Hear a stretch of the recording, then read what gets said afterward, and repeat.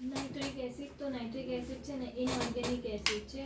એના પાવરફુલ ટ્રાયલ્સમાં આવે તો સલ્ફ્યુરિક એસિડ છે, હાઇડ્રોક્લોરિક એસિડ અને નાઇટ્રિક એસિડ, એ ત્રણનો ટ્રાયલ છે. કોન્સ્ટિટ્યુશનલ રેમેડી છે.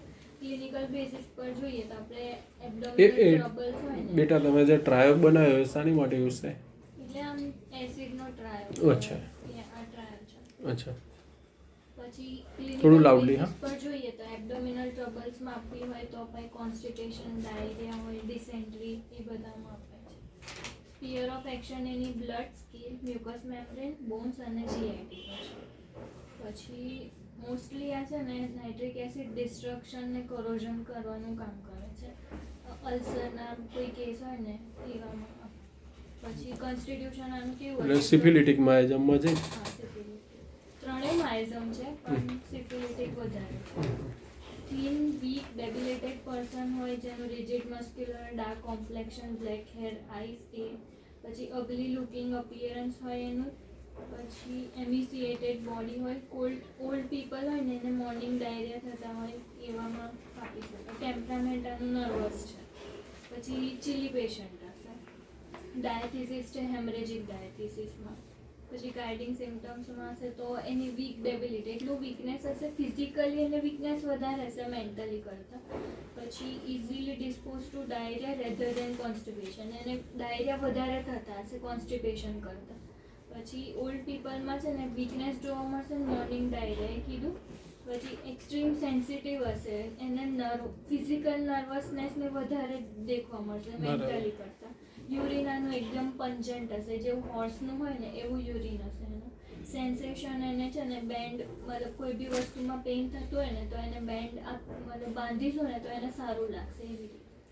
પછી એના બધા પેઇન છે ને સ્પ્લિન્ટર લાઇક પેઇન હશે. બધા અલ્સર્સ થયા હશે તો એને સ્પ્લિન્ટર, સ્પ્રિકિંગ પેઇન એવું થતું હશે. ક્રેક અને ફિશર માટે રેમેડી સારી છે. પછી હેમરેજ ટેન્ડન્સી છે, એનું બ્રાઇટ રેડ કલરનું બ્લડ હશે, પ્રોફ્યુઝ હશે અને ડાર્ક કલર હશે. ઇન્ફ્લામેશન અને સુપુરેશન જોવા મળશે ગ્લેન્ડ્સની. ડિઝાયર હશે ફેટ ફૂડ, ઇનડાઇજેસ્ટેબલ થિંગ્સ અને એને અવર્ઝન છે મીટ અને બ્રેડથી. માઇન્ડમાં એકદમ નર્વસ હશે, એનું એન્ઝાયટી વધારે હશે અને એનું છે ને એવું આમ દુઃખી રહેશે કે એના જે સગાવાલા હોય ને એને આમ છોડી દીધા હોય, એને યાદ આવતી હોય ને તો એમાં દુઃખી હશે. પછી એને એન્ઝાયટી હશે, એની ડિઝીઝ જે થઈ હશે ને એની એન્ઝાયટી રહેશે કે મને આ કેમ થયું છે એવી રીતે. અને કોન્સ્ટન્ટલી કોઈ બી પાસ્ટ ટ્રબલ્સ થયા હશે ને એનું વિચારતો રહેશે. પછી જીઆઈટીમાં તો એને અલ્સર્સ હશે, માઉથની અંદર અલ્સર હશે તો સોફ્ટ પેલેટ પર વધારે જોવા મળશે.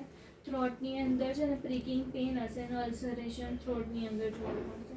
સ્ટમકની અંદર એની ગ્રેટ એપેટાઇટ હશે, થર્સ્ટ પણ હશે, પણ એને કેવું હશે કે ડાયજેસ્ટ નહીં કરી શકે. એને ખાવાની ઈચ્છા હશે પણ એને ડાયજેસ્ટ નહીં થાય બધું.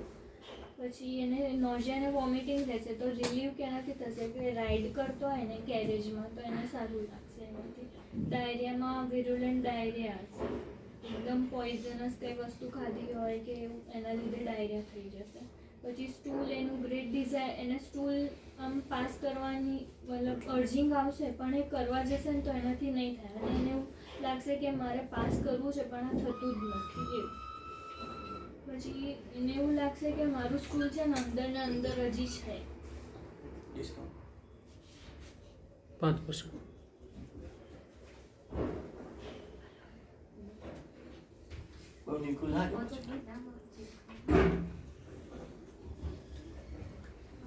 પછી હેમરેજ ગ્રેટ, આ છે ને હેમરેજ માટે સારી રેમેડી છે. અને કોમનલી જો આપણે પેલું વન વર્ડમાં જોઈએ ને તો ડિસ્ટ્રક્શન અને કરોઝનમાં વધારે વપરાય. ડિસ્ટ્રક્શન થયું હોય અને કોમનલી પ્રિસ્ક્રાઇબ કરવું હોય તો એનલ ફિસ્ટુલા, પાઇલ્સ, રેક્ટલ અલ્સર અને ફિશર્સ ઓફ રેક્ટમ આની અંદર પ્રિસ્ક્રાઇબ થાય.